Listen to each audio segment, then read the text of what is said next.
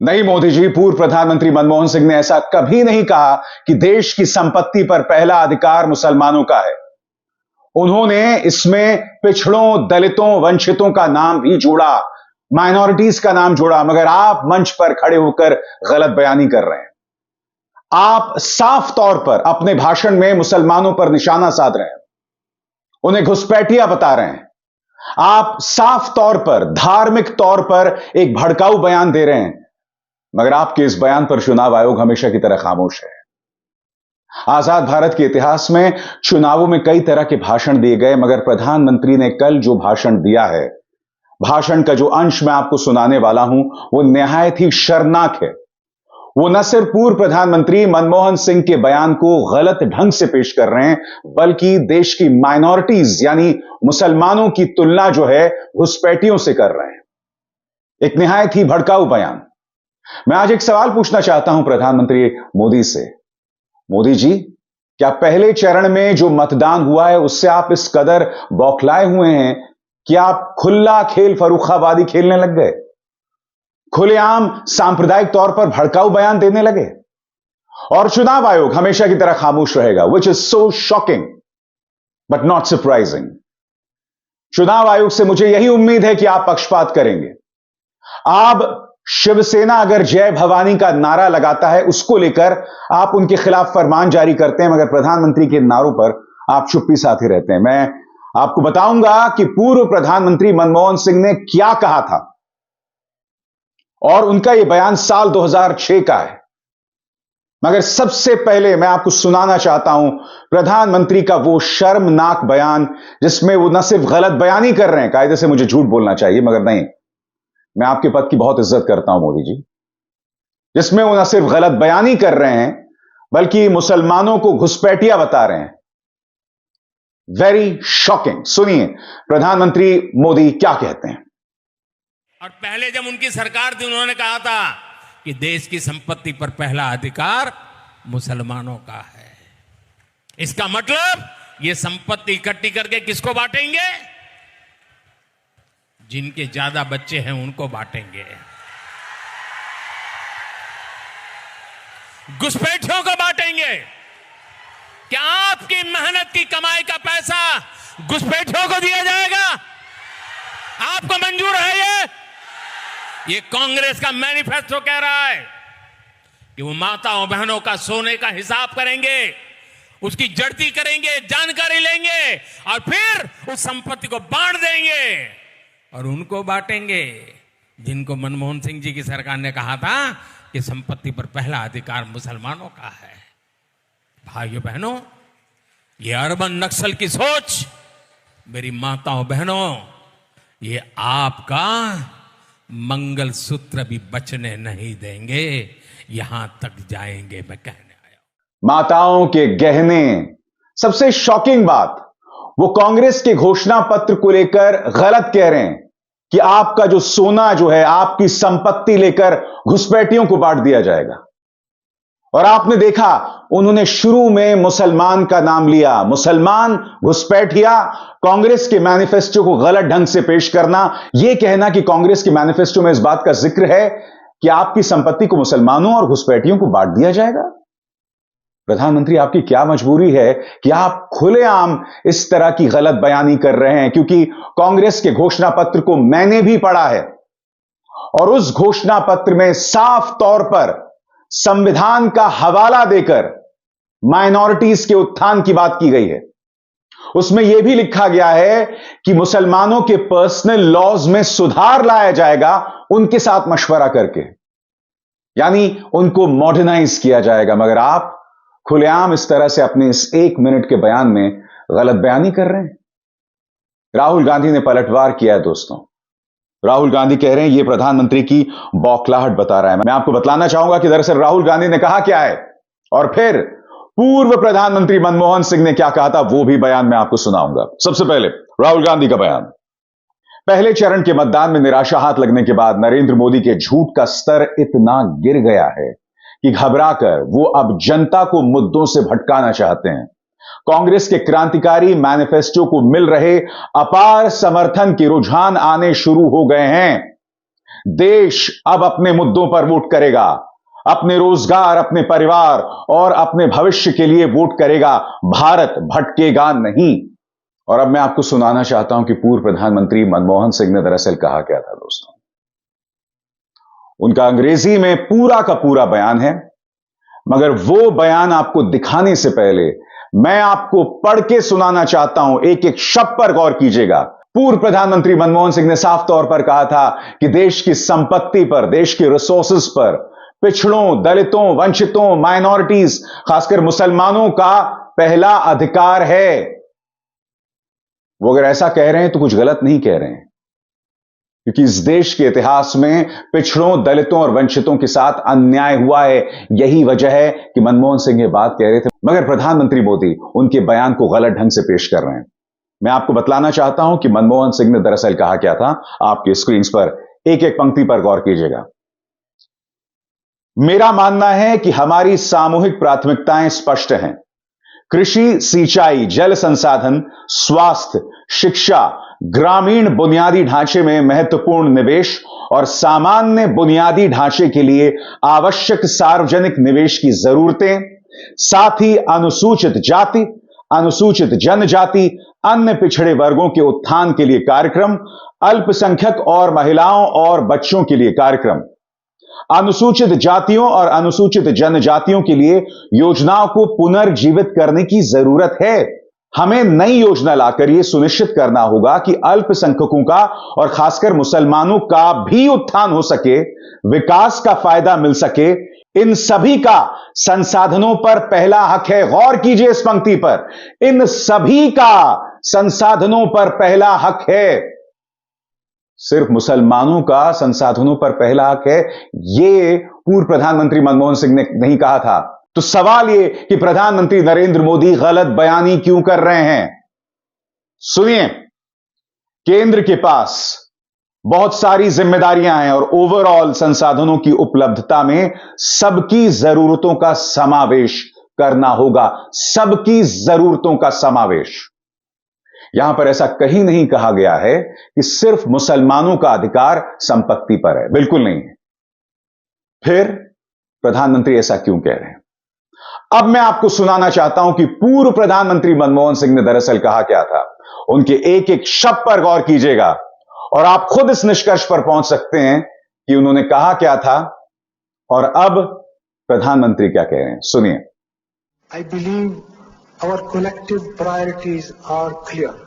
Agriculture, irrigation and water resources, health, education, critical investment in rural infrastructure and the essential public investment needs of general infrastructure, along with programs for the uplift of scheduled castes, scheduled tribes, other backward classes, minorities and women and children. The component plans for scheduled castes and scheduled tribes will need to be revitalized. We will have to devise innovative plans to ensure that minorities, particularly the Muslim minority, are empowered to share equitably in the fruits of development. They must have the first claim on our resources. आज मैं देश की जनता से एक सवाल पूछना चाहता हूं। पूर्व प्रधानमंत्री मनमोहन सिंह ने बयान 2006 में दिया था और उसके बाद 8 साल तक उनकी सरकार चली। मैं आपसे एक सरल सवाल पूछना चाहता हूं, क्या उन 8 सालों में इस देश के जो तमाम स्रोत हैं, रिसोर्सेज हैं, संसाधन हैं, वो सब मुसलमानों को सौंप दिए गए? क्या मुसलमानों को नौकरियों में रिजर्वेशन दिए कांग्रेस सरकार ने? नहीं दिए ना। 8 साल उसके बाद हमने कांग्रेस की सरकार को देखा, मुसलमानों को कोई स्पेशल ट्रीटमेंट मिला नहीं। तो हम सबको अपनी बुद्धि का इस्तेमाल करना चाहिए। देखिए, प्रधानमंत्री मोदी साफ तौर पर भड़काऊ बयान दे रहे हैं। उन्होंने सबसे शॉकिंग बात अपने इस भाषण में मुसलमानों की तुलना घुसपैठियों से की है, ज्यादा बच्चा पैदा करने वाला बताया, जबकि जनसंख्या के आंकड़ों का हमें विश्लेषण करना पड़ेगा। इसका ठीकरा धर्म विशेष पर फोड़ा जाना सही नहीं होगा। मगर शॉकिंग बात, प्रधानमंत्री एक भड़काऊ बयान दे रहे हैं। प्रधानमंत्री नरेंद्र मोदी के नफरती बयान पर कांग्रेस अध्यक्ष मल्लिकार्जुन खड़गे ने कहा है, आज मोदी जी की बौखलाहट भरे भाषण से दिखा कि प्रथम चरण के नतीजों में इंडिया जीत रहा है। मोदी जी ने जो कहा वो हेट स्पीच तो है ही, ध्यान भटकाने की एक सोची समझी चाल है। प्रधानमंत्री ने आज वही किया जो उन्हें संघ के संस्कारों में मिला है। सत्ता के लिए झूठ बोलना, बातों का अनर्गल संदर्भ बनाकर विरोधियों पर झूठे आरोप मढ़ना, यह संघ और भाजपा की प्रशिक्षण की खासियत है। देश की 140 करोड़ जनता अब इस झूठ के झांसे में नहीं आने वाली है। हमारा घोषणा पत्र हर एक भारतीय के लिए है, सबकी बराबरी की बात करता है, सबके लिए न्याय की बात करता है। कांग्रेस का न्याय पत्र सच की बुनियाद पर टिका है, मगर लगता है गेबल्स रूपी तानाशाह की कुर्सी अब डगमगा रही है। भारत के इतिहास में किसी भी प्रधानमंत्री ने अपने पद की गरिमा को इतना नहीं गिराया जितना मोदी जी ने गिराया है। मैं फिर पूछना चाहता हूं, क्या पहले चरण में जो वोटिंग पड़ी है जिसमें कम लोग वोट देने आए हैं, क्योंकि 2019 की तुलना में इस बार वोटिंग के आंकड़े में करीब 3 से 4% गिरावट आई है। कई जगहों से यह भी खबरें आ रही हैं कि जो भाजपा के स्ट्रेंथ वाले इलाके हैं, मजबूती वाले इलाके हैं, वहां पर कम लोग निकले वोट देने के लिए। क्या प्रधानमंत्री की बौखलाहट इसी का परिणाम है? तो जैसा कि आप जानते हैं, पूर्व प्रधानमंत्री मनमोहन सिंह ने बयान साल 2006 में दिया था, और मैं आपको बतलाना चाहूंगा कि उस वक्त भी भाजपा ने उनके बयान को तोड़ मरोड़ कर पेश करने की कोशिश की थी। तब उस वक्त प्रधानमंत्री कार्यालय को यह स्पष्टीकरण देना पड़ा था, जो उनके वेबसाइट पर अब भी मौजूद है। मैं आपको बतलाना चाहता हूं, इसमें साफ तौर पर लिखा गया है कि through a deliberate and mischievous misinterpretation of what the prime minister said here yesterday at the meeting of the National Development Council on fiscal priorities of the government, an avoidable controversy has been generated. The Prime Minister's observation has been quoted out of context in some sections of the electronic media, fueling a baseless controversy. यहां पर पूर्व प्रधानमंत्री मनमोहन सिंह की तरफ से स्पष्टीकरण जारी किया गया था कि उनके बयान को तोड़ मरोड़ कर पेश किया गया था, और प्रधानमंत्री ने क्या कहा हम सब ने सुना। मगर प्रधानमंत्री मोदी के इस भड़काऊ बयान पर गौर कीजिए। यह आपकी संपत्ति लेकर घुसपैठियों में बांट देंगे, उन्हें बांटेंगे जिनमें ज्यादा बच्चे हैं। आखिर क्यों प्रधानमंत्री मोदी, आप क्यों इस तरह की गलत बयानी कर रहे हैं? आपकी क्या मजबूरी है कि आप इस तरह से मुसलमानों के खिलाफ और भीड़ को खड़ी कर रहे हैं? क्या मजबूरी है आपकी? और चुनाव आयोग खामोश रहेगा।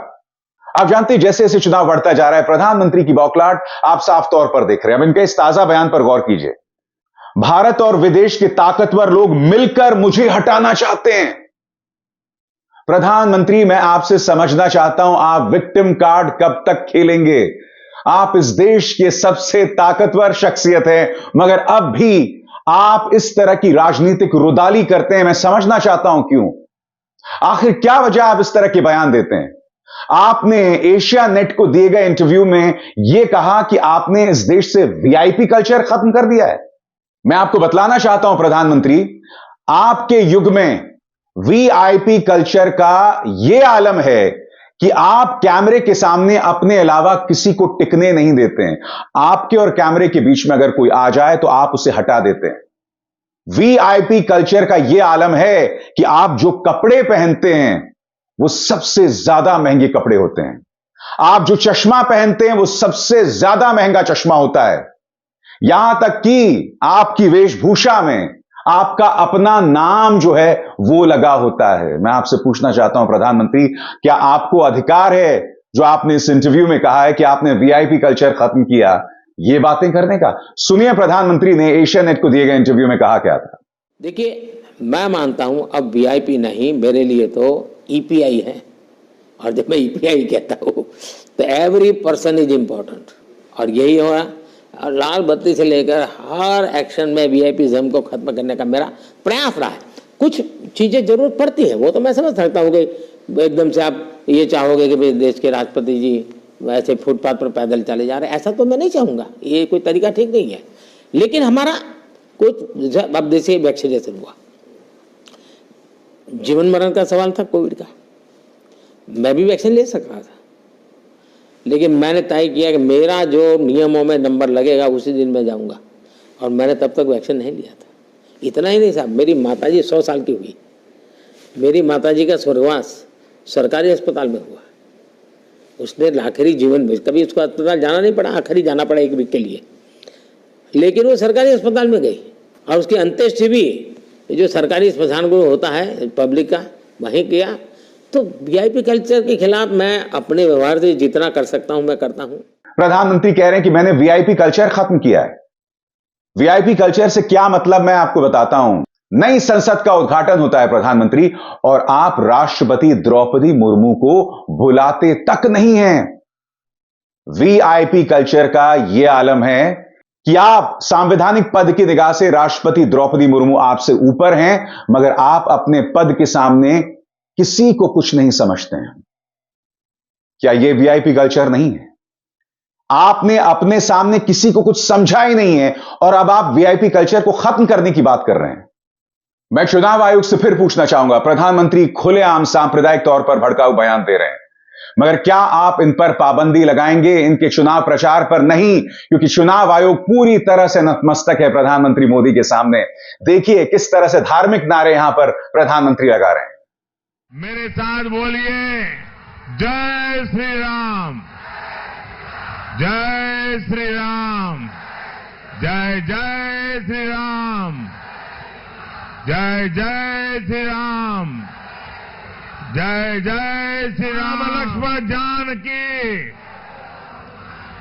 राम लक्ष्मण जानकी, राम लक्ष्मण जानकी, जय श्री राम। आप में से जो लोग कह रहे हैं कि प्रधानमंत्री जो धार्मिक नारे लगा रहे हैं उसमें क्या गलत है, तो फिर मैं आपसे पूछना चाहता हूं, चुनाव आयोग के दोहरे मापदंड क्यों? उद्धव सेना के खिलाफ तो आप कार्रवाई कर रहे हैं, उनकी आप आलोचना कर रहे हैं, उन्हें आप फटकार रहे हैं, मगर प्रधानमंत्री के खिलाफ आप एक शब्द नहीं बोल रहे हैं। मैं आपको बतलाना चाहता हूं दोस्तों, खबर क्या है। चुनाव आयोग ने शिवसेना उद्धव ग्रुप के मशाल सॉन्ग में भवानी शब्द के इस्तेमाल पर नोटिस भेजा है। चुनाव आयोग ने जय भवानी शब्द हटाने को कहा है। ठाकरे ने कहा कि वो अपने थीम सॉन्ग से भवानी शब्द को नहीं हटाएंगे, चुनाव आयोग को जो कार्रवाई करनी है करे। उद्धव ने कहा कि चुनाव आयोग पहले प्रधानमंत्री मोदी और अमित शाह पर कार्रवाई करे, और यहां पर आप अमित शाह को देख सकते हैं कि श्री राम की तस्वीर हाथ में लिए वो वोट मांग रहे हैं। साफ तौर पर पक्षपात दिखाई देता है। शिवसेना के थीम सॉन्ग में अगर जय भवानी है तो आप उन्हें फटकार लगाते हैं, कहते हैं इसे हटाइए, मगर मैंने आपको सुना है प्रधानमंत्री साफ तौर पर धार्मिक नारे लगा रहे हैं, उन पर कोई कार्रवाई नहीं है। प्रधानमंत्री मुसलमानों की तुलना घुसपैठिए से कर रहे हैं, एक भीड़ खड़ी कर रहे हैं अपने शर्मनाक बयान के जरिए। पूर्व प्रधानमंत्री मनमोहन पर गलत बयानी कर रहे हैं, मगर उन पर कोई कार्रवाई नहीं है। मैं इसलिए आपसे बार बार कहता हूं दोस्तों कि यह चुनाव बराबरी का नहीं है, यह एक तरफा चुनाव है जिसमें पूरी तरह से सिस्टम जो है वो भाजपा के पक्ष में खेल रहा है। और एक और चीज, ये जो कार्यक्रम मैं कर रहा हूं, मैं दावे के साथ कह सकता हूं, प्रधानमंत्री ने जो शर्मनाक बयान दिया, इस पर गोदी मीडिया जहरीला डिबेट करेगा, क्योंकि प्रधानमंत्री ने गोदी मीडिया को भी कहीं ना कहीं इशारा कर दिया है कि अब तुम्हें किस तरह से चुनाव में खेलना है, किस तरह से सांप्रदायिक ध्रुवीकरण करना है। मैं फिर आपसे पूछना चाहता हूं प्रधानमंत्री, आप जीत भी गए, आपको 400 सीटें मिल भी गई, तो किस कीमत पर? देश को बार बार बांटकर, देश में इस तरह की जहरीली राजनीति का प्रचार प्रसार करके? अरे आप तो 400 सीट मिलने का वादा पहले ही कर रहे थे। अगर 400 सीटों से कुछ कम हुई भी तो 300 सीटें हो जाएंगी, 270 सीटें हो जाएंगी, तब भी तो आपकी सरकार बन जाएगी। तो मैं आपसे सवाल पूछना चाहता हूं प्रधानमंत्री, आप समाज को बांटने का काम क्यों कर रहे हैं? आप इस तरह का शर्मनाक बयान क्यों दे रहे हैं? और देश की जनता आंख मूंदे इस तमाशे को देख रही है। देश की जनता का एक बहुत बड़ा हिस्सा इस मुद्दे पर वोट भी दे देगा, भड़क जाएगा। सबसे बड़ी बात, यह सवाल इस देश के हिंदू से है मेरा। आपको कब तक डराया जाएगा? आपको कब तक भड़काया जाएगा? आपको कब तक यह कहा जाएगा अगर हम सत्ता से चले गए तो तुम्हारा वजूद खतरे में आ जाएगा। अरे हिंदुओं का वजूद हजारों साल से बना हुआ है, अत्याचार हुए मगर उसका वजूद बना हुआ है। 75 सालों के इतिहास पर, अगर भारत के पिछले 75 सालों के इतिहास पर हम नजर दौड़ाएं तो हमारा वजूद बना हुआ है, हमारा वजूद कभी खतरे में नहीं आया है। वजूद उनका खतरे में है जो आपको डरा के धमका कर आपका वोट हासिल करना चाहते हैं, और यह भाजपा की शर्मसार करने वाली राजनीति है। ये नहीं सुधरेंगे दोस्तों, ना चुनाव आयोग सुधरने वाला है। अभिसार शर्मा को दीजिए इजाजत। नमस्कार। स्वतंत्र और आजाद पत्रकारिता का समर्थन कीजिए, सच में मेरा साथी बनिए। बहुत आसान है दोस्तों, इस ज्वाइन बटन को दबाइए और आपके सामने आएंगे ये 3 विकल्प, इनमें से एक चुनिए और सच के इस सफर में मेरा साथी बनिए।